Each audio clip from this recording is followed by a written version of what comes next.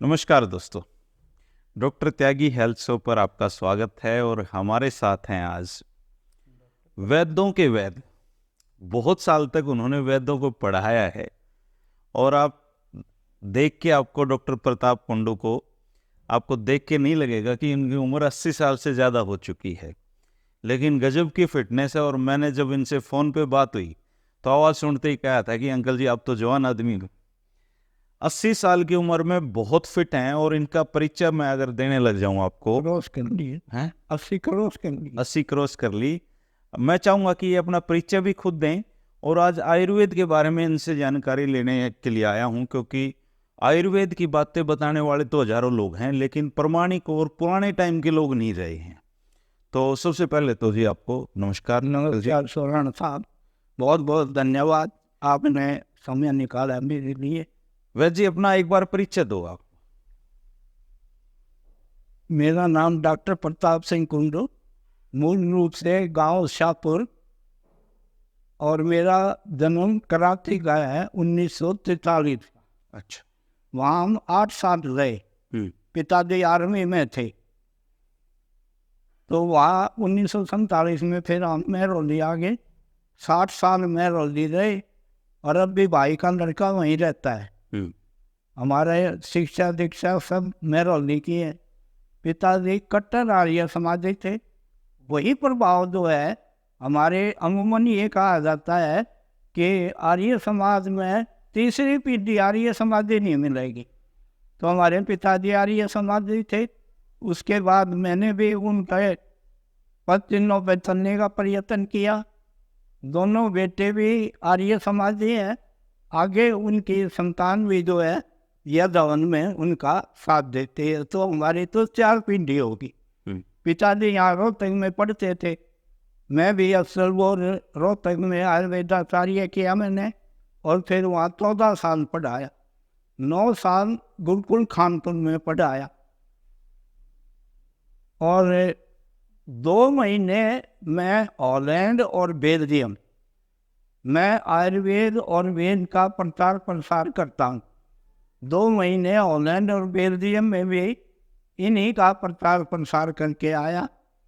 और मैं अपना जीवन भी, मैंने 4 वेद, जो उसके 20,349 मंत्र हैं, उनको 6 शास्त्र, 11 उपनिषद, 18 पुराण, रामायण, महाभारत, स्वामी दयानंद के ग्रंथ, अन्य आयुर्वेद, अन्य जो हमारे आर्य समाज के बहुत से वे विद्वान थे, उनकी पुस्तकें, और 1951 से लेके और आज तक हिंदुस्तान में जितने भी पॉलिटिशियन हुए हैं, किसी भी पार्टी का कोई ऐसा नहीं है जिसको मैंने ना देखा हो ना सुना हो।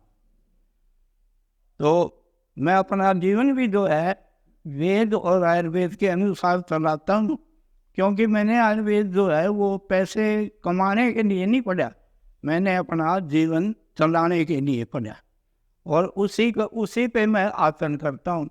मैं हमेशा सात्विक भोजन करता हूँ। घर से बाहर जाके भी मैं कोई चीज़ ऐसी नहीं खाता। प्याज, लहसुन, हरी मिर्च, लाल मिर्च, अचार, चाय और चीनी, 7 चीज़ों का प्रयोग मैं नहीं करता। मुझे सिर्फ 2 चीज़ जो है सबसे प्रिय लगते हैं, घी और दूध, क्योंकि चरक में जो है इनको मनुष्य जितनी भी चीज़ें खाता है इनको सर्वोत्तम बनता है, इसलिए मुझे ये बहुत प्रिय है। घी और दूध। अब आज का जो टाइम है, जाते ही सबसे पहले तो घी और दूध ही बंद कराता है डॉक्टर। हमारे 2 ग्रंथ हैं जी। मेडिसिन का ग्रंथ है चरक, और सर्जरी का ग्रंथ है सुश्रुत। मॉडर्न आयुर्वेद, मॉडर्न जो साइंस है, allopathy, medical science, medical science, ये आयुर्वेद को जो है तवज्जो नहीं देती, और मतलब बल्कि बहुत से तो इसको निकृष्ट मानते। लेकिन आप हैरान हो गए सुन के कि मेडिकल कॉलेज में दोनों ऋषियों की मूर्ति लगा रखी है। हाँ। सड़क की जहाँ ये ओपीडी बनी हुई है वहाँ छोटा सा तिकोना सा वो है पार्क, उसमें लगा रखी है। और शिशु की जब मोर्चरी की तरफ जाओगे वहाँ लगा रखी है। यानी वो भी ये मानते हैं कि तरक से बढ़कर कोई फिजिशियन नहीं लिया और शिशु से बढ़ के कोई सर्जन नहीं। सर्जन नहीं है। अच्छा, आजकल आप एक आम तौर पे किसी के चले जाओ, मौत होती है कोई, तो कहते हैं जी अटैक से मर गया, अटैक से मर गया। आज आपका 80 साल की उम्र में दिल बिल्कुल फिट है, आप खूब घी खाते हो, खूब दूध पी रहे हो। ऐसा है जी, तरक में लिखा है परवरम जीवनिया नाम शीरम उक्तम। इस धरती पर मनुष्य के खाने के लिए जितने भी पदार्थ हैं, जो जीवनीय द्रव्य हैं, जो जीवन देते हैं, दूध से बढ़कर कोई चीज नहीं है। अच्छा। ये तरक में लिखा है। दूसरा घी के बारे में लिखा है कि घृतम ए वायु, घी ही आयु है। यदि आपको आयु बढ़ानी है फिर घी खाइए। तो दोनों चीजें जो है हमारे जो पुरखे थे वो भरपूर इनका प्रयोग करते थे। मेरे गांव के पास एक बिजावा गांव है, वहाँ एक शादी में आए हुए थे हमारे बुजुर्ग, 2.5 सेन बूरा और 1.25 किलो घी थाली में, कांसी की थाली में डाल के, तो मैं हैरान रह गया। तो बड़ों ने बताया, तो मैं कहने लगा किसके साथ खाया इतना मार? बोले किसके साथ क्या खाना था, थेपड़ के जैसे गोश्ती को थेपड़ते हैं और गोले बना बना के तार के। तो अनेक गांव में हमारे बच्चे ऐसे थे प्राचीन समय में, किलो घी एक समय में खा जाते थे। 5 किलो दूध पीने वाले भी मतलब अनेक उसमें मिल जाते थे। 2.5 मन की मोगरी एक हाथ से उठा देते थे। मेरे बाबूजी बताया करते हैं, जब उसमें दंगल में पहलवान निकलता था छुट्टी बोलने के लिए, तो ये कहते थे भाई मिलाओ इससे हाथ, इसने 4 मन घी खा रखा है। अब 4 मन घी सारा कुनबा शायद सारी उम्र में भी ना खाता हो। तो ये बातें जो है तरक में लिखी हुई है, मैं उसी को फॉलो करता हूँ, क्योंकि ये बेशक आयुर्वेद जो है ये एक चिकित्सा का ग्रंथ है, लेकिन उसमें व्यवहारिक बातें भी बहुत लिख रखी हैं।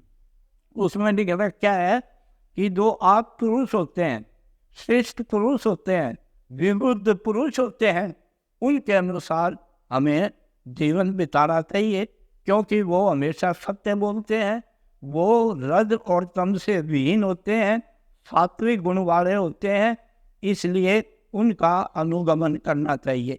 वहाँ तरक में लिखा है रजस्तमो भय निर्मुक्ता तपो ज्ञान बलेनिये ये श्याम त्रिकालम अम्लम ज्ञानम अव्याप्तम सदा आपता शिष्टा विबुद्धास्ते तेषां वाक्यम असंशम सत्यम वक्ष्यन्ति ते कस्मात् सत्यम नीरजस्तम।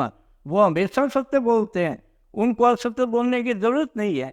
उनके वाक्य जो है वो तीनों कालों में जो है अबाध गति से चलते हैं। तो इसलिए हमें आप पुरुषों का अनुगमन करना चाहिए। और ये दोष कहाँ से मतलब आते हैं? वहाँ तरक में लिखा है रजस्तमो व्याम तु अनुबद्धं ज्ञानं बिना तत्र ही सर्वदोषा गति प्रवृत्तिस्तो निमित्तम उक्तम मन सदोषं बलवत् कर्म। यदि मनुष्य रज और तम के साथ बंधा हुआ है तो वो दोनों प्रकार के काम करेगा, वो अच्छे भी करेगा, वो बुरे भी करेगा। और एक बार जो काम कर लिया तो वो कर्म जो है आत्मा के साथ चिपट जाता है, और कालांतर में जाके जब कर्मों का परिपाक होता है वो भोगना पड़ता है।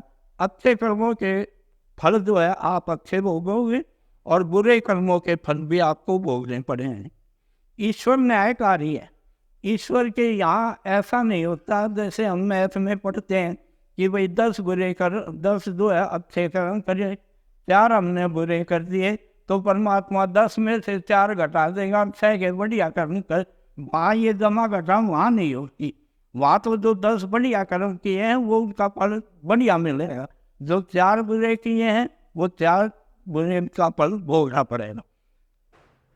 तो आयुर्वेद में लिखा है कि सर्वं अन्यत् परित्यज्य शरीरम अनुपादिये। ऐ मनुष्य, दुनिया के सारे झगड़े छोड़ दे और इस शरीर को पाल। क्यों पाले शरीर को? 4 पुरुषार्थ बताए हैं तर्क में, आयुर्वेद में, शास्त्रों में। धर्मान् काम मोक्षाणाम आरोग्यम मूलम उत्तमम रोगास्तस्य अपार्तार श्रेष्ठो देवी तस्य। ये 4 पुरुषार्थ हैं, धर्म, अर्थ, काम और मोक्ष। धर्म सबसे पहले नाम धर्म का है, अर्थ का नहीं है। जो आज की वो चली हुई है कि धन होना चाहिए, किसी मार्ग से भी आ जाए, धन बहुत जरूरी है, तो धन सबसे पहले मतलब मानते हैं आज के समय में। लेकिन जो हमारे शास्त्र हैं, जो हमारे पुरखे हैं, हजारों सालों से ये कहावत चली आ रही है कि धर्म की जड़ हरी होती है। जड़ हरी होने का क्या अर्थ है? यदि पेड़ की जड़ हरी है तो पेड़ फल फूलेगा। यदि मनुष्य धार्मिक है वो फल फूलेगा, और यदि जड़ ही सूख गई तो सूख जाएगा। ऐसे मनुष्य भी जो है पद भ्रष्ट हो जाएगा, नष्ट हो जाएगा। तो सबसे पहले नाम धर्म का है, वर्च्यू। धर्म पूर्वक आप जीवन चलाइए। और ये धर्म क्या है? आचार। मनुस्मृति में लिखा है आचार है परमो धर्म है। आपका आचार जो है, कंडक्ट जो है, ये परम धर्म है। तो आचार भी 2 प्रकार का है। रसायन भी इसको हम बोलते हैं, औषध रसायन और मेटाफिजिकल रसायन, आध्यात्मिक रसायन। तो जो हमें बाहर से चीज़ें खाते हैं उनसे शरीर बनता है, और आचार जो है, जो आध्यात्मिक आचार है, वो जैसे लिखा है कि बड़ों की सेवा करना, उनका अभिवादन करना। और जब गुरुकुल में से छात्र पढ़ के निकलता था, उसको आचार्य जो है बहुत उपदेश देते थे। उनमें सबसे पहले 3 प्रमुख हैं। वहाँ पहले कहा है सत्यम वद, स्पीक द ट्रूथ, सबसे पहले कहा है। धर्मम चर, फॉलो द वर्चुअसनेस, धर्म का आचरण कर। और तीसरा कहा है स्वाध्यायान मा परमत, never be negligent in reading and teaching. मैं अब भी इस उम्र में भी जब सुबह उठता हूँ किताब खुल जाती है, जब शाम को सोता हूँ किताब बंद हो जाती है। 12 घंटे लगातार जो है पढ़ने पर लगा रहता हूँ, चाहे बार बार उन्हीं चीज़ों को क्यों न दोहराना पड़े। तो वेदों के एक एक मंत्र के 100 अर्थ निकलते हैं एक एक शब्द के। तो भिन्न भिन्न प्रकार से जो है उनका अध्ययन करता, केवल अध्ययन नहीं करता। वहाँ लिखा है मंत्र श्रुतम चराम असी, मैं उन मंत्रों पर आचरण भी करता हूँ। यदि आप खाली पढ़ते रहते हो, आचरण उन पर करते नहीं, तो उसका कोई फायदा नहीं है।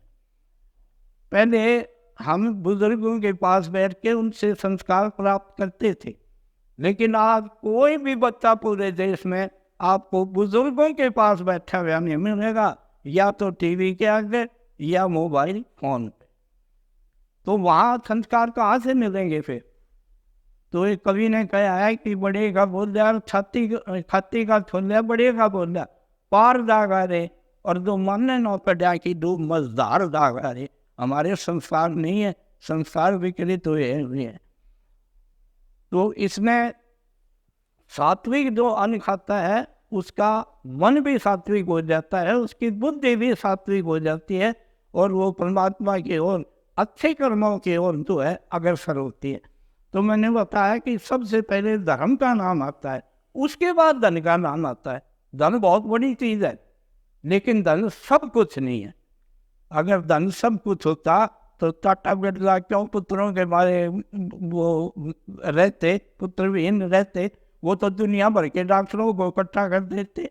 लेकिन धन जो है, एक कवि ने कहा है कि बल रूप लक्ष्मी बेटे ये रूखा के धन नहीं लड़े से, निमित्त बिना कुछ ना मिलता, लड़े दड़े उड़े कर्म लड़े। मैं अनेक ऐसे मनुष्यों को जानता हूँ, अनेक ऐसे अपने साथियों को जानता हूँ जो करोड़पति और अरबपति हैं लेकिन संतान नहीं है। तो दूसरा नाम आया धन का। धन बहुत बड़ी चीज है। मैं एक बार गुड़गांव में, मैं अपने एक स्टूडेंट के पास, अंजू कटारिया लड़की थी, एक कानपुर में पढ़ती थी, उसके घर गया हुआ था, 2 उसकी साथी और थी। तो वहाँ एक बहुत बड़ा फोटो टंग रहा था, विष्णु जी कमल के फूल पर लेटे हुए हैं और लक्ष्मी उसके पैर दबा रही है। मैं कहने लगा, भाई तुम बताओ इससे ये क्या चीज़ है? बोले जी उसका विष्णु लेटा हुआ है कमल के फूल पर, लक्ष्मी पैर हुआ है। मैं इसका क्या अर्थ है? बोले जी अर्थ तो नहीं पता। मगर बेटे इसका अर्थ ये है कि मनुष्य को विष्णु बनना चाहिए ताकि लक्ष्मी उसके पैर दबाए। आज उल्टा हो रहा है, मनुष्य लक्ष्मी के पैर दबा रहे हैं। धन जो है ये बहुत बड़ी चीज है। धन बिना जो है ऋषि मुनियों का भी काम नहीं चलता, लेकिन धन जो है वो सब कुछ नहीं है। धन बहुत बड़ी चीज है। तीसरा नाम आया है काम। काम से अनेक दुर्बुद्धि जो है ये ले लेते हैं काप वासना। काम जो है काम वासना नहीं है। काम का अर्थ है ऑस्पिशियस डिजायर। आप अच्छी कामना, अच्छे कामों में तो है आपकी रुचि होनी चाहिए। और इन तीनों से जैसे धर्म का नाम पहले आया है, उसका क्या अर्थ है? उसका ये अर्थ है कि दूसरा नाम धन का आया है, उसका ये अर्थ है कि धन कमाओ, लेकिन शर्त लगा दी पहले धर्म कि धर्म पूर्वक धन कमाओ। इसलिए धर्म का नाम जो है सबसे पहले आया। बहुत बढ़िया जी। वैद्य जी, ऐसा लग रहा है जैसे किसी गुरु की शरण में बैठ गया हूँ और छुड़ता ही जाऊं आपको। तो अच्छा, मन जो है जी,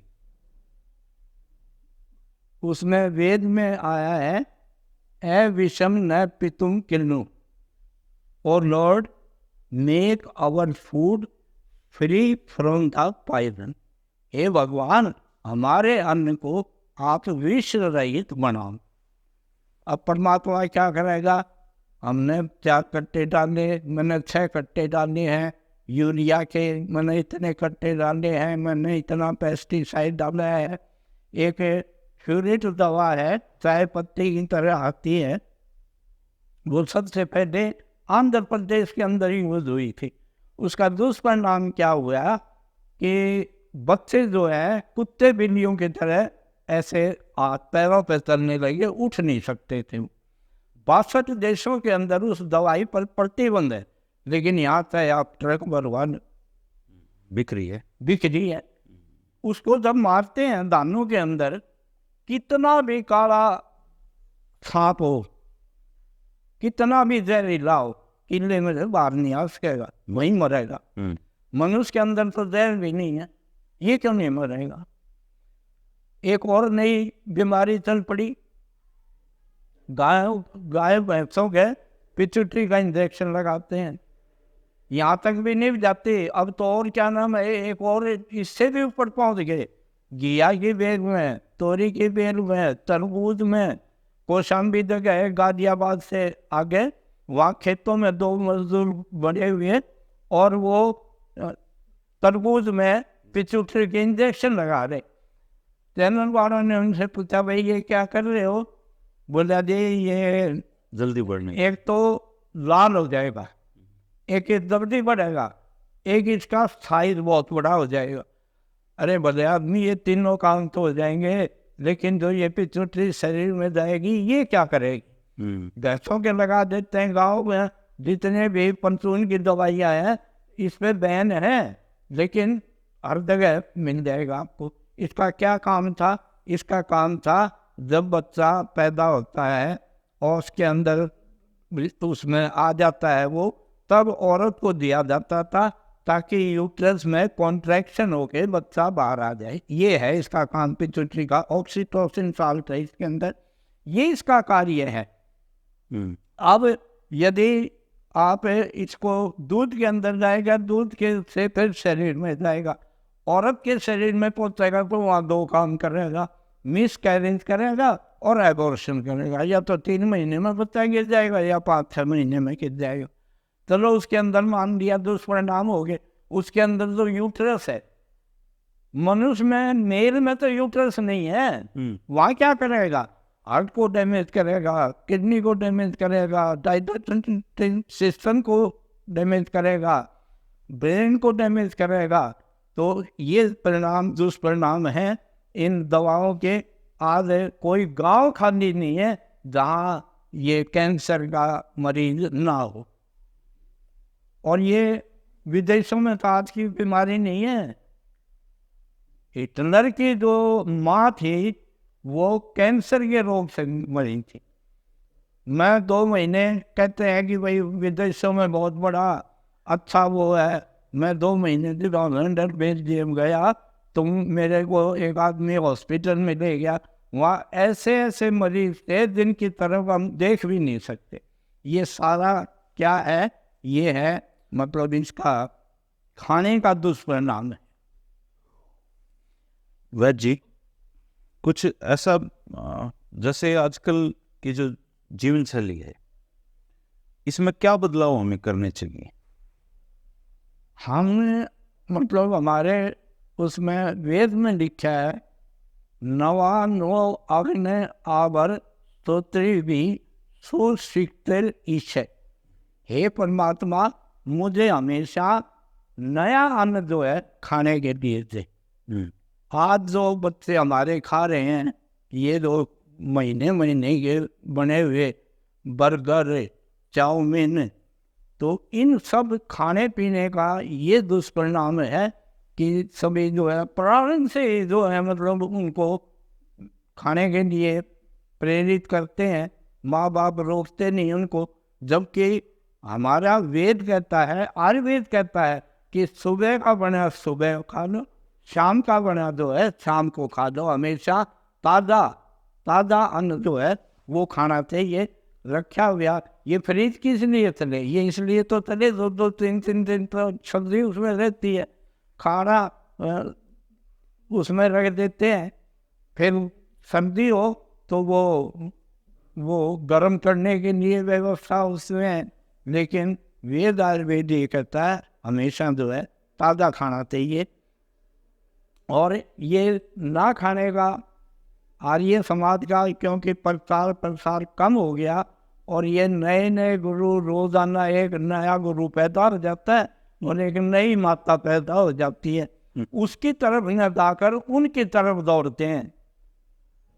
एक मेरी देवती है, वो गाया करती है कि बता लो यो देश हरियाणा, संभालो यो देश हरियाणा। ये दूध नहीं पीवें, ये घी नहीं खावें, ये सीख गए फास्ट फूड का खाना, संभालो ये देश हरियाणा, बता दो ये देश हरियाणा। ये दूध नहीं पीवें, ये लस्सी नहीं पीवें, ये सीख गए पैग लगाना, संभालो देश हरियाणा, बता दो देश हरियाणा। ये संध्या नहीं करते, ये अमन नहीं करते, ये सीख गए डेरा में ताली बजाना, संभालो देश हरियाणा, बता दो देश हरियाणा। घर काम नहीं करते, पति सेवा नहीं करते, ये सीख गए गुरुआ के पैर दबाना, संभालो ये देश हरियाणा, बता दो ये देश हरियाणा। स्वामी दयानंद से किसी ने ये कहा था कि स्वामी जी कल हम अपनी औरतों को भी ले आए। हाँ। तो स्वामी जी ने मना कर दिया कि भाई उनको मत लाना, जो तुम सुनो न वहाँ जाकर उनको सुनाते हो। और ये कितने आप सब जानते हैं इस चीज़ को, तो ये तो जग जाहिर बात है कितने जो हैं आसाराम और ये रामपाल, मतलब उनमें जेलों में पड़े हैं। अगर ये कहते हैं कि हम भगवान को मिला देते हैं, भगवान से मिलाने के लिए भगवान ने कोई मीडिएटर नहीं रखा है, आप भगवान से डायरेक्ट मिल सकते हो। अथर्ववेद का एक मंत्र है, अंति संतन न जाति, अंति संतन न पश्यति, देवस्य पश्य काव्यम ne Munnar, ne Diriyati. He is so close that he does not, though so close, but the other does not see. Behold the काव्य जो उसका है वो न ममार और न दीरियती, ना तो वो बूढ़ा होता और ना वो मरता। ये सृष्टि जो है एक प्रकार से परमात्मा का जो है काव्य है। आप जैसे जब जीवन शैली पे बात करते हो तो आप घी और दूध पे ज्यादा जोर रखते हो। बहुत ज्यादा। ठीक है, तो क्या अच्छा, ये घी और दूध खाने से दिल की बीमारियां नहीं होती? मेरी एक सिस्टर जींद में बेबलपुर गांव में वहाँ ब्याही हुई है। उनके ससुर 95 साल के होकर मरे। मैं ऐसे एक नहीं अनेक मतलब बूढ़ों को जानता हूँ जो 95, 98 और 99 साल के गुजरे। एक छनौली गांव है कटौती के पास, सनोली। छनौली, वहाँ गए हुए थे। मेरे साथ एक लाइब्रेरियन थी, उसका ससुर गुजर गया। तो वहाँ हम गए हुए थे, तो हमने पूछा भाई कितनी उम्र थी? बोला जी 99 साल। क्या खाया था शाम को? बोला जी हलवा खाया था। जो 99 साल का बुढ़ा हलवा खा रहा है उसका दिल कहाँ गया? बिरोदा गांव है गुआने के पास, वहाँ हमारे एक मित्रता थी, हमारे चाचा थे वहाँ पंचायत सेक्रेटरी सूरत सिंह। 98 साल की उम्र में वो गुजरे। मैंने एक बार उनसे फ़ोन किया यहाँ रोहतक से, मगर चाचा जी ठीक हो? बोले हाँ ठीक हूँ बेटे। मगर क्या खाया करो? बोला चूरमा और हलवा। अब चूरमा जो है वो बहुत गरिष्ठ होता है, मुश्किल से दुष्पाच्य होता है, लेकिन 98 साल का बुढ़ा चूरमा खा रहा है। उसका बेबलपुर का बताया, हमारे मौसा जी थे 95 साल के होकर गुजरे। वो एक पीपी में तो 1 किलो घी में शक्कर मिला दे, एक पीपी में 1 किलो घी में बूरा मिला दे, और दोनों अपने खाट के नीचे धर रहे। बोले रोज मिलाने का कौन कष्ट करे, एक बार मिला दिया अपना काटे काटे कर घी, बूरा का दी करे बूरा खा लो, शक्कर का दी करे शक्कर खा लो। एक बागड़ी लुहार मांगना ना आया न्यार, वो उसका लड़का बैठा था बाहर, वो बोले आओ ताऊ बड़े भूखे से हैं, एक टोकरा न्यार दे दे। बोला मेरा बाबू से भीतर, उसमें नहीं आ। वो बढ़िया भीतर उड़ते ही डाक मारी। वो बोले क्यों आया नहीं? बोले होता हूँ न्यू बता दे, तू उसका बाबू सही वो तेरा बाबू। बोले भाई बाबू तो वो ऐसा है, उसकी खाट तले देख 2 पीपी धरी है, मेरी खाट तले देख 30 है। तो 95 साल के एक महीने पहले के सांबा बांधे बैठे हैं, उनके अटैक क्यों नहीं होते? नहीं होता हार्ट अटैक। और ये जहाँ दूध का जिक्र आता है, वैसे मैं आपको बाय द वे बता देता हूँ, जहाँ दूध का जिक्र आता है ना या घी का जिक्र आता है, वहाँ केवल और केवल देसी गाय का घी और देसी गाय के दूध का जिक्र है। ये दो अमेरिकन गाय हैं, उनके घी है। पड़ोस में आपके जो वीटा प्लांट लग रहा है, इसका घी, ये भी घी नहीं मानते? नहीं जी। तो उसमें आपने महाभारत में यक्ष युधिष्ठिर संवाद सुने होंगे। यक्ष जो है सैकड़ों प्रश्न करता है युधिष्ठिर से। उसमें एक प्रश्न ये भी था कि अमृतम किम, अमृत क्या है? इस धरती का अमृत क्या चीज है? तो युधिष्ठिर ने उत्तर दिया था, महाभारत में लिखा है गवाम अमृतम, गाय का दूध जो है वो अमृत है। दूध से कहने का अर्थ है कि उसमें सारी चीजें दूध से बनती हैं, घी भी आ गया, दही भी आ गया, भी आ अमृत समान, अमृत समान है। तो ये बीमारी कहाँ से पैदा हुई? ये भैंस जो है ये जंगली पशु था। हमारे देश में केवल गाय थी, एक राजा के पास 1 लाख गऊ थे, जहाँ इन उसी से पता चलता था। 13वां साल काटा है राजा विराट के पांडवों में, उस राजा विराट के पास 1 लाख गऊएं थी। तो घी दूध जो है ना, इसलिए कहते थे कि भाई हरियाणा में तो इनकी नदियां बहती थी, यानी भरपूर खाने को मिलता था। अब ये तो चीजें छोड़ दी, दुनिया की कोई ऐसी चीज बताओ आप मुझे जिसको मनुष्य ना खाता हो। हर चीज खा जाता है, हर एक चीज, बकरे, भैंस, ऊंट, और ये मनुष्य को छोड़ के मुर्गा, खा लेता है। मनुष्य मनुष्य को भी खाता है, मनुष्य को भी खाता है। अनेक अखबारों में घटनाएं आई है ऐसे, उसको पका के जो है खा गया वो। और इसमें नागालैंड में कुत्तों को खाते हैं। ये जो घुमंतू जाति है, चाइना में सबसे ज्यादा खाते हैं। हाँ, ये घुमंतू जाति है, ये एक ऐसी जाति है उसमें बिलों में से चूहों को निकाल कर खाती है। और चाइना का तो कहना ही नहीं, वहाँ तो कोई ऐसी चीज ही नहीं है। तो मनुष्य जो है ये ईश्वर ने बनाया था शाकाहारी प्राणी, लेकिन ये क्या बन गया? ये बन गया ओमनीवोरस एनिमल, सर्वभक्षी। दुनिया की कोई ऐसी चीज नहीं है जिसको ये ना खा जाता हो। तो इसका शाकाहारी में और मांसाहारी में बहुत अंतर है। प्राकृतिक रूप से हम उसको सिद्ध कर सकते हैं कि मनुष्य को परमात्मा ने शाकाहारी बनाया था। एक तो हमारे जो इनके मांसाहारी, मांस खाने वाले जो प्राणी हैं, उनके नाखून देखोगे ना आप, तो लंबे और पहने नुकीले ऐसे मुड़े हुए।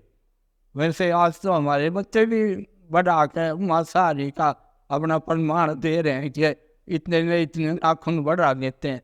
लेकिन ये उन पर हमारा, जब हम पढ़ते थे, शायद आपने भी देखा होगा, हर हफ्ते मतलब नाखून चेक होते थे स्कूल में कि नौ तो नहीं बढ़ रहा।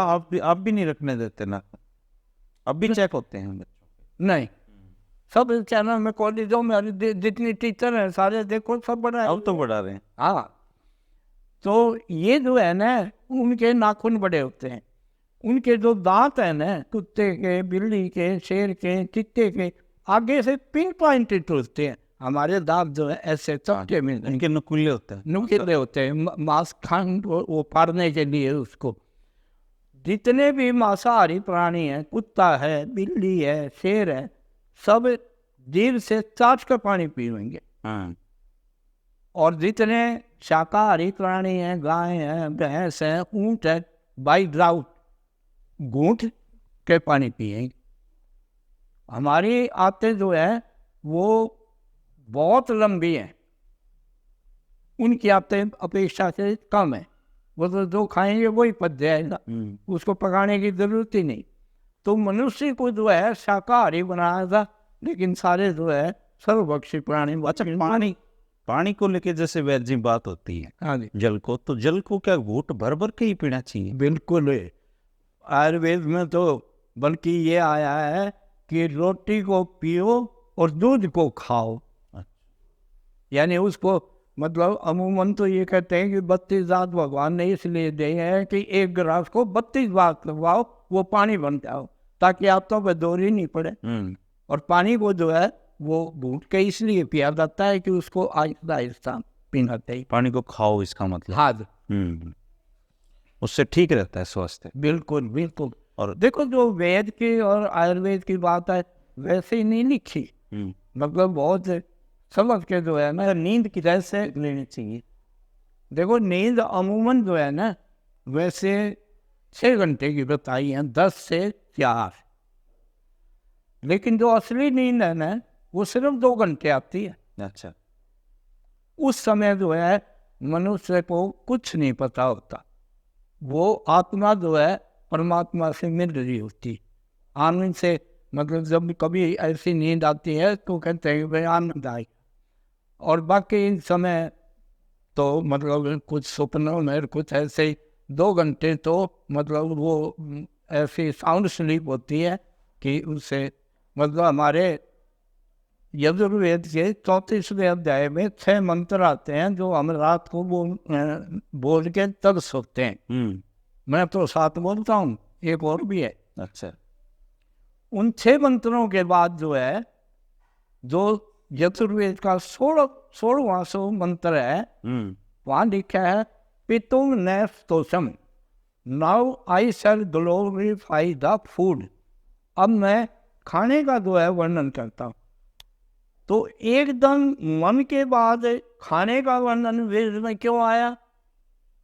क्योंकि जैसा खाए अन्न वैसा बने मन। अब आप ओमनिवोरस हो, सब कुछ खा जाते हो, मन क्या करेगा? मन क्या करेगा? वाह! उन 6 मंत्रों का आखिरी 3 शब्द है, ये जागतो दूरम उदयति दैवं तदु सुप्तस्य तथैवैति दूरंगम ज्योतिषां ज्योतिरेकम तन्मे मन शिव संकल्पम अस्तु। ये 6 मंत्रों के बाद में ये 3 शब्द हर मंत्र के बाद आए। तन में मन शिव संकल्पम अस्तु। हे परमात्मा, मेरा मन जो है वो शुभ संकल्पों वाला होवे। May that mind of mind be always guided with best of intentions. मेरा सोच, मेरी बुद्धि, मेरा मन जो है हमेशा अच्छे उसमें रहे। इसलिए जो है परमात्मा ने उन मंत्रों के बाद फौरन जो है उसको भोजन का वर्णन किया, क्योंकि जैसा खाया वैसा बने मन। अब खा तो रहे हो आप सब प्रकार का राजसिक और तांत्रिक भोजन, और फिर चाहते हो कि मन कंट्रोल हो जाए। नहीं होगा, मन कंट्रोल होगा सात्विक अन्न खाने। सात्विक अन्न खाने से। तो यही सूत्र है जीवन का। फिर सात्विक भोजन करो। बिल्कुल बिल्कुल। और भोजन को। अच्छा, दूसरा जो नींद के बारे में आपने पूछा, वेद में आया है कि उषर्व दो ही देवा और प्रातः यावाणो देवा। जो सुबह उठते हैं ब्रह्म मुहूर्त में, जो 4 बजे उठ जाते हैं, उनको वेद में देव कहा है। और प्रातः यावाणो देवा, जो उठ के अपने काम में लग जाते हैं, वो देव है। पहले शायद आपने देखा होगा गांव में 4 बजे के बाद कोई नहीं सोता था। अब मैं सोया करता बस घर में, बाकी सारे उठ जाया करते हैं। 4 बजे के बाद उठ के, आपसे तो बहुत पहले की बात है, हमारी जो मतलब चाची ताई माँ वगैरह तो कई बार 3 बजे भी उठ जाती थी। एक दड़ी अनाज 5 किलो, क्या करते वो? 5 किलो 4 5 चक्की तलिया करती। एक के घर में, मारे घर में 4 चक्की तलिया करती। 5 किलो अनाज, मतलब उसमें क्या आटे, तो उस आटे में इस आटे में क्या अंतर है? वो ठंडा वो होगा, उसके पोषक तत्व जलेंगे नहीं। लेकिन जो ये बिजली से आप पीसते हो ना, इसमें पोषक तत्व जल जाते हैं। ये भी एक मतलब बीमारी का कारण। दूसरा, जो हमें कूड़ा गाते थे, पैर पड़ते थे, वो बैलों से, रूस से, फुर्सी से गाते थे। आज मशीनों से गाते हैं। वो एक टोकरा लगेगा तो ये 2 टोकरे लगेंगे। ये अंतर है दोनों के उसमें। दूध जो बिलोते थे वो रई से बिलोते थे, लकड़ी की रई से। वो जो लस्सी होगी उसके पोषक तत्व ऐसे ठीक रहेंगे। लेकिन जो आप बिजली पास करके लस्सी मट्ठा बनाते हो, उसमें वो गुण हो ही नहीं सकता। पहले जब गांव में कढ़ाई चलती थी, पूरे गांव में पता लग जाता था कि भाई क्या नाम है, कहीं जो है ना किसी का शादी है।